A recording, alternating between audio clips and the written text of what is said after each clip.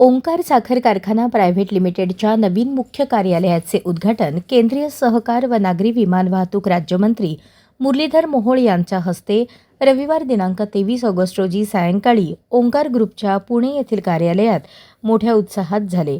याप्रसंगी अक्कलकोट विधानसभा मतदारसंघाचे आमदार सचिन कल्याण शेट्टी, रायगड जिल्हा मध्यवर्ती सहकारी बँकेचे चेअरमन, शेतकरी कामगार सरचिटणीस तथा माजी आमदार जयंतभाई पाटील तसेच साखर आयुक्त महाराष्ट्र राज्य डॉक्टर संजय कोलते यांची प्रमुख उपस्थिती लाभली।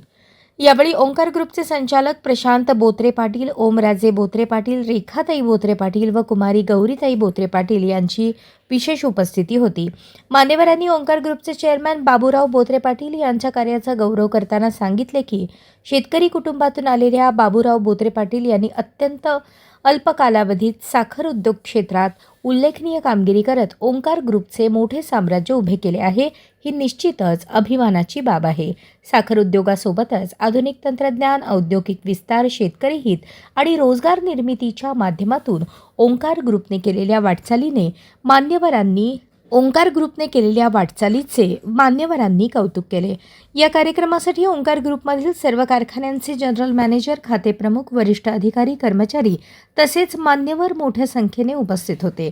उपस्थित मान्यवर व अधिकारी कर्मचाऱ्यांच्या शुभेच्छांमुळे उद्घाटन सोहळ्याला विशेष उत्साहाचे स्वरूप प्राप्त झाले। ओंकार ग्रुपच्या विस्ताराच्या नव्या पर्वाची सुरुवात करणारा हा सोहळा उत्साहात आणि दिमाखात पार पडला। अशाच नवनवीन अपडेटसाठी जनता राज्य न्यूज चॅनलला सबस्क्राईब करा, लाईक करा आणि शेअर करायला विसरू नका।